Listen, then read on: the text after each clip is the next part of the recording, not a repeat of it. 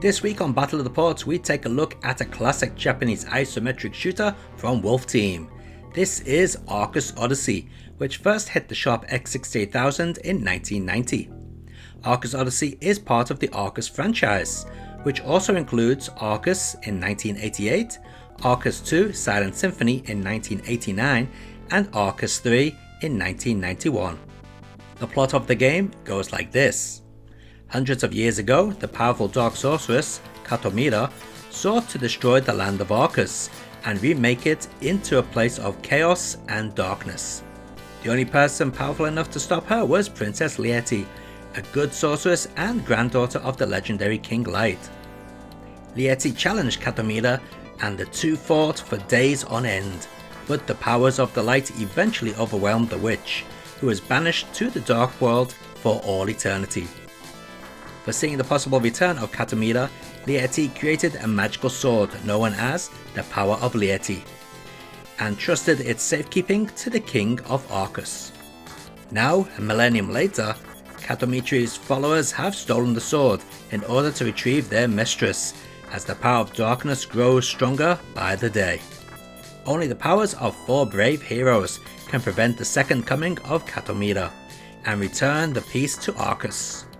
They are Jeddah Chief, the swordsman, Diana Feira, the archer, Erin Gashuna, the warrior maiden, and Bead Shia, the mage.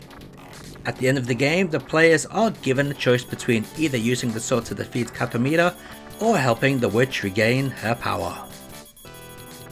In the game, you take on the role of 4 different characters. You are able to attack using a projectile and block enemy projectiles with a shield. You also have access to a variety of offensive, defensive, and recovery items and magic, all of which can be found in chests scattered throughout the levels.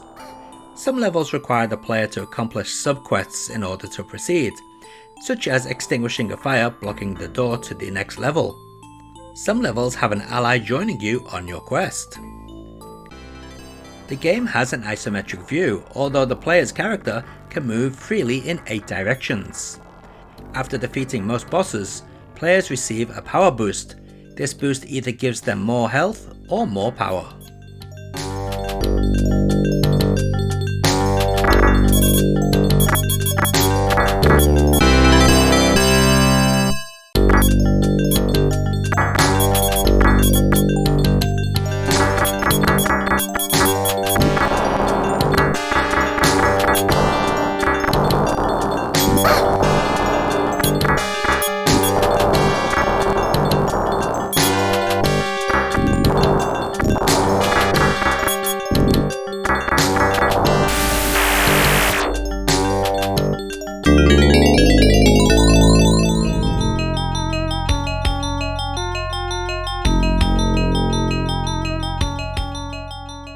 The first port of Arcus was to the Mega Drive by Wolf Team themselves.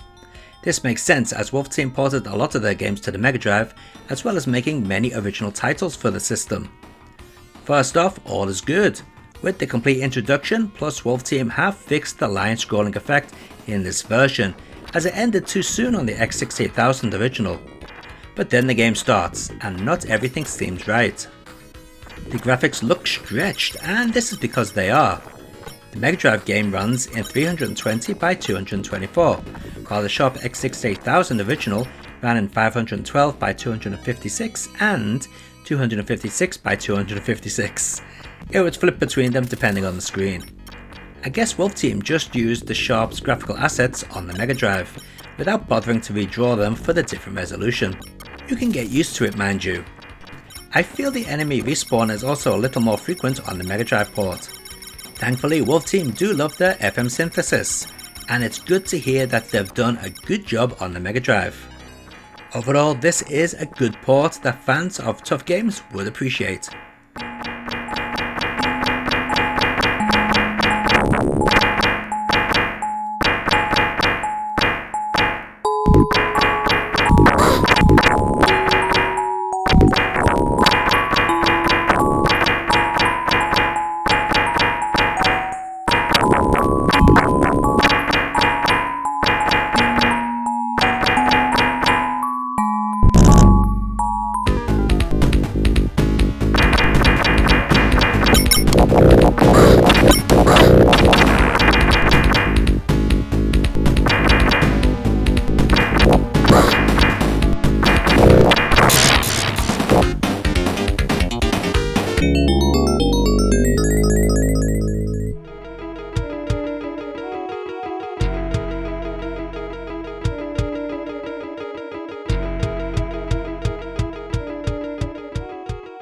The last port of Arcus Odyssey was actually called Arcus Spirits and released onto the Super Famicom on the 22nd of October 1992. Now, while Wolf Team were not as prevalent on the Super Famicom as they were on the Mega Drive, they did develop quite a few titles for Nintendo system, such as Zan 2 and 3, Hyoden and Tales of Phantasia. Thing is, they are all RPG type games, not action games. So maybe that's why this port isn't very good. For a start, the introduction uses very odd color choices, and the line scrolling effect is missing. Not only that, but the title logo doesn't zoom, something the Super Famicom can do with ease. Even the Mega Drive has this. Then there is the music. Since the original game uses FN synthesis, Wolf Team had to rethink the audio for this port. Some of it is pretty bad, with only 1 or 2 tracks being any good. But then we get to the game. Oh my, it is pretty poor. It's now more difficult than the Mega Drive game due to the crazy respawning of smaller enemies, poor collision detection, and struggling to battle to aim in the right direction. The graphics are also a mixed bag, with the enemy sprites now much smaller than they should be. Just check out how tiny the octopus enemies are on stage 2.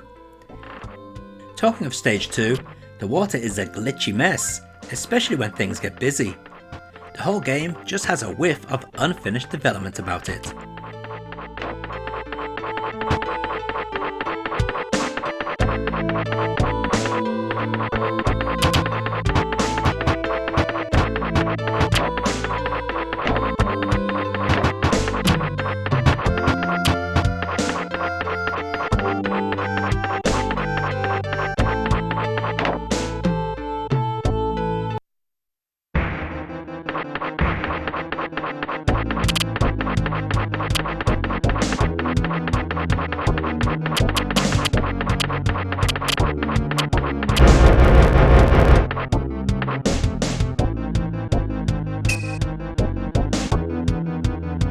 And because this is yet another mini battle of the ports, let's check out the audio before seeing all 3 versions running side by side.